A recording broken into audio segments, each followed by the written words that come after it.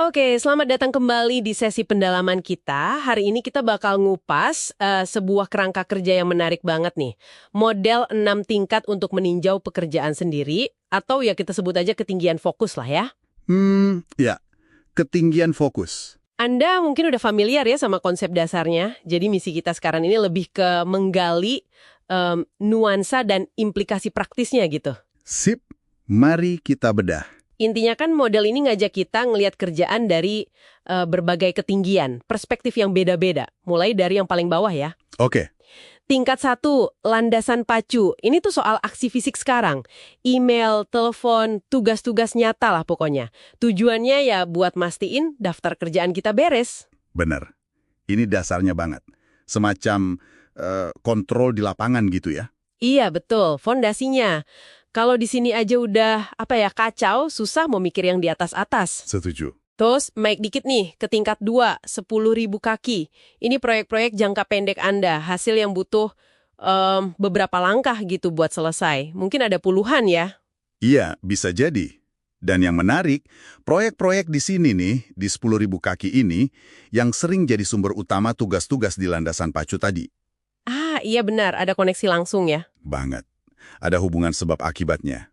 Lanjut naik lagi, tingkat 3, 20.000 kaki. Nah, ini area tanggung jawab, bisa profesional, bisa personal. Kayak peran kita gitu ya. Misal di kantor bagian apa, di rumah sebagai apa. Iya, persis. Misalnya perencanaan, kesehatan, keuangan, atau mungkin manajemen tim kalau di kerjaan. Ini fungsinya kayak kerangka buat ngevaluasi proyek kita. Oke, jadi semacam filter gitu ya. Proyek ini nyambung nggak sama tanggung jawab utama saya? Gitu kan? Betul. Bahkan bisa jadi pemicu proyek baru juga dari sini. Masuk akal. Kita terbang lebih tinggi, tingkat 4, 30.000 kaki. Fokusnya ke tujuannya, 1-2 tahun ke depan. Jangka menengah berarti ya? Iya. Mungkin Anda lagi mikirin transisi karir, atau ada target bisnis spesifik yang mau dicapai dalam, 1-2 tahun ini.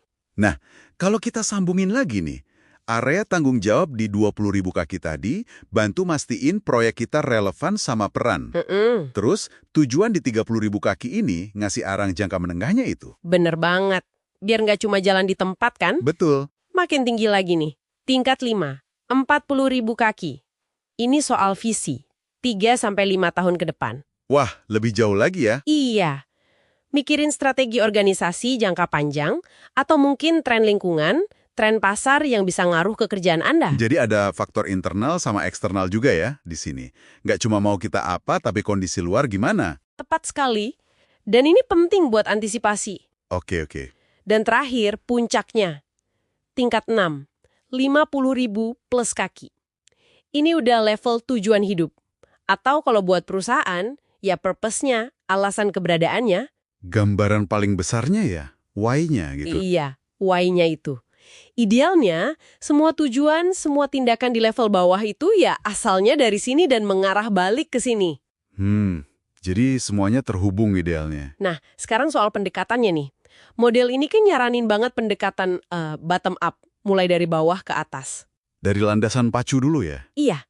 Kenapa? Katanya sih biar kita bisa ngendaliin detail fisik dulu.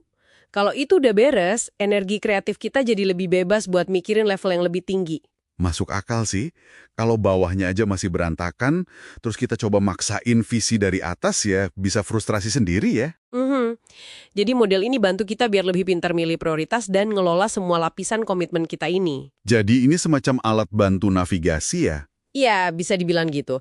Peta buat navigasi kompleksitas kerjaan dan hidup, biar nyambung gitu antara kerjaan harian sama gambaran besarnya. Pertanyaan pentingnya buat kita semua mungkin, gimana nih kita bisa pakai kerangka ketinggian ini buat ninjau lagi daftar tugas, proyek, sama tujuan kita sendiri?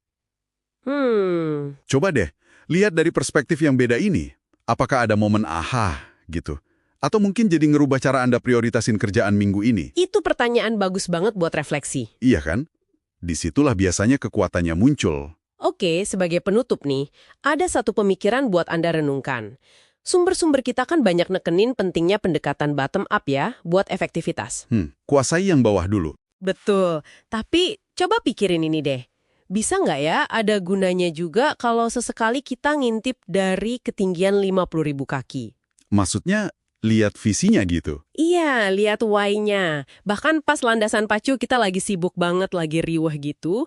Cuma buat ngingetin diri sendiri, kenapa sih kita lakuin ini semua? Oh, menarik juga ya. Jadi nggak harus kaku ikutin urutan dari bawah terus? Mungkin, sesuatu buat Anda eksplorasi sendiri. Bisa jadi ada momen di mana lihat gambaran besar itu justru ngasih kekuatan pas lagi hektik. Poin yang bagus buat direnungkan.